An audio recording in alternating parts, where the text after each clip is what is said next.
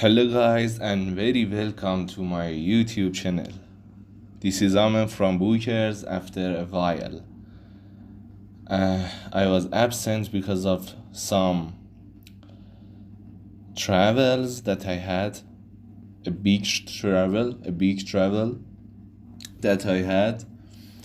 And now let's go for our next book. Wuthering Heights by Emily Bront. Love is not always a happy experience, nor do people who love each other always treat each other gently. We are all familiar with stories where two lovers are kept apart by outside forces, sometimes by their families, sometimes by the costumes of their society. In Wuthering Heights, the main force that keeps the lovers apart is themselves. The characters in this story, just like real people, have weaknesses, and their weaknesses lead them into unhappiness. They are proud and selfish. They often have mixed feelings and are unable to make up their minds. For these reasons, love often fails, but rarely as passionately and dramatically as in this story. Chapter 1. Mr. Lockwood visits Wuthering Heights. I have just returned from a visit to my landlord, Mr. Hedgecliff. I am delighted with the house I am renting from him. Cross Grange is miles away from any town or village. That suits me perfectly, and the scenery here in Yorkshire is so beautiful.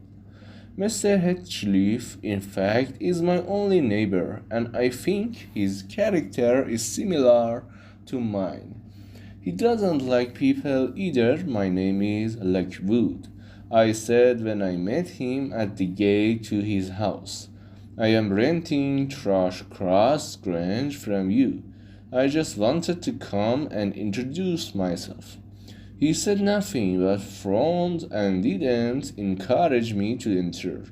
After a while, however, he decided to invite me in. Joseph, take Mr. Lockwood's horse, he called, and bring up some wine from the cellar.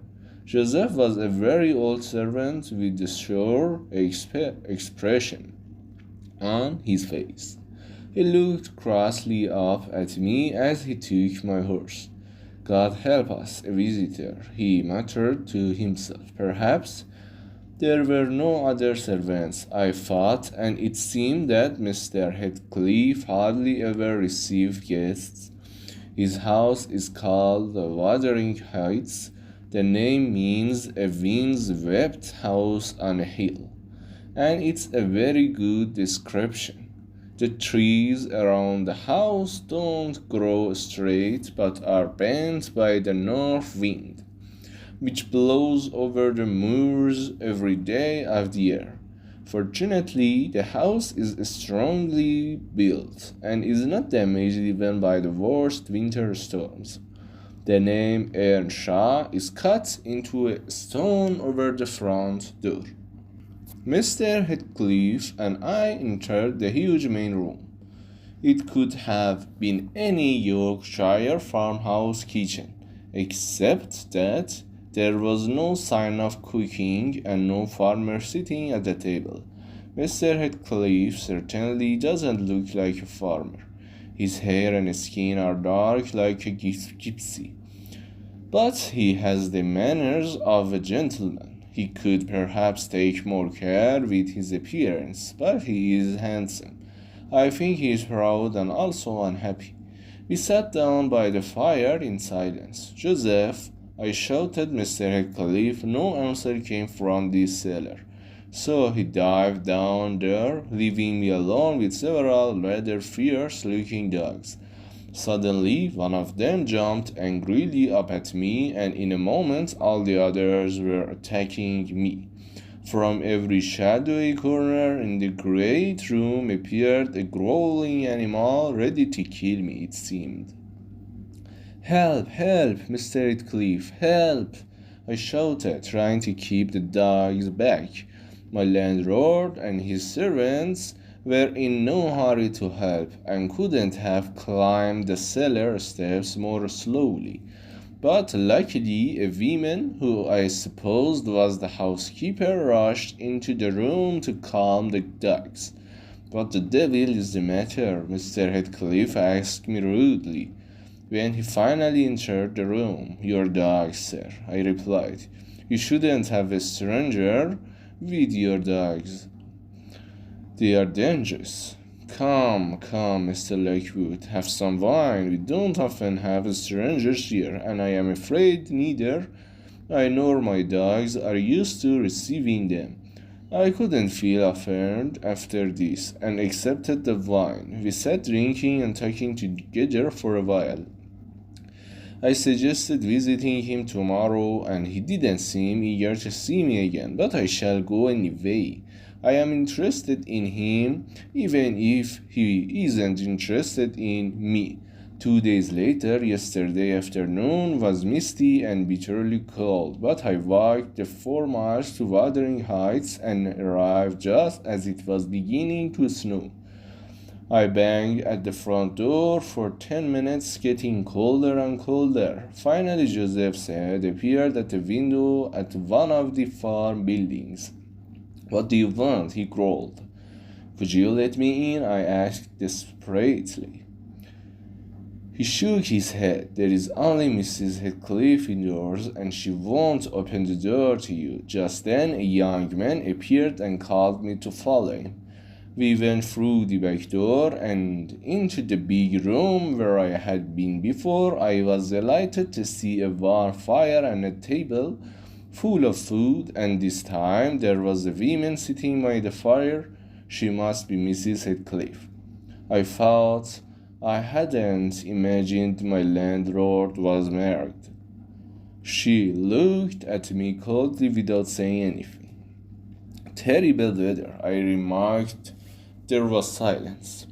"What a beautiful animal," I tried again, pointing to one of that dogs that had attacked me.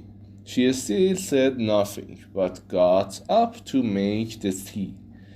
She was only about 17, with the most beautiful little face I had ever seen. Her golden wavy hair fell around her shoulders.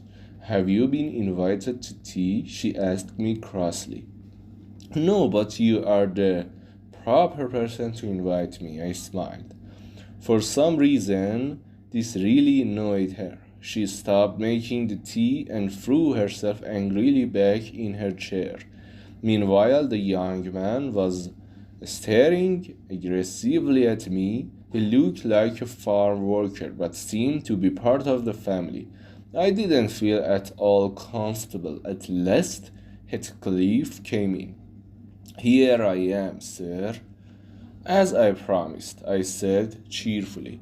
"You shouldn't have come," he answered, shaking the snow off his clothes. "You will never find your way back in the dark. Perhaps you could lend me a servant to guide me back to the garage?" I asked. "No, I couldn't. There aren't any servants here except Joseph and the housekeeper. Get the tea ready, will you?" he added fiercely to the young woman. I was shocked by his unpleasantness. We sat down to eat. I tried to make conversation with the 3 silent people around the table. "How happy you must be, Mr. Heathcliff," I began, "in this quiet place with your wife and—" "My wife? My wife is a ghost, you mean?" I suddenly realized I had made a serious mistake. So his wife was dead. Of course, he was too old to be married to that young girl. She must be married to the young man next to me, who was drinking his tea out of a bowl and eating his bread with unwashed hands. Perhaps the poor girl had found no one better to marry in this uninhabited area. I turned politely to the young man. "Ah, So you are this lady's husband? This was worse than before. His face went red, and he seemed only just able to stop himself hitting me. He muttered something I couldn't hear. Wrong again, Mr. Lockwood, said Mr. Heathcliff. No, her husband. My son is dead. This, he added, looking scornfully at the young man, is certainly not my son. My name is Harrington Earnshaw, growled the young man. We finished our meal in silence, and when I looked out of the window, all I could see was darkness and snow. I don't think I can get home without a guide, I said politely. No one answered me. I turned to the women. Mrs. Heathcliff, I begged, what can I do? Please help me. Take the road you come on, she replied without interest. Opening a book, that's the best advice I can give. Mr. Radcliffe, I will have to stay here for the night, I told him. I hope that will teach you not to walk over the moors in bad weather. He answered, I don't keep guest bedrooms. You can share a bed with Harrington or Joseph. I was so angry with them all that I couldn't stay there a moment longer, and rushed out into the darkness. I saw Joseph by the back door, caught hold of the lamp he was carrying, and ran with it to the gate. But the dog chased after me and attacked me, and I was soon knocked to the ground. Heathcliff and Harrington stood at the door, laughing as they shouted at the dogs and tried to get up. In the end, I was again rescued by the housekeeper, Gila, who ordered away the dogs and helped me to my feet.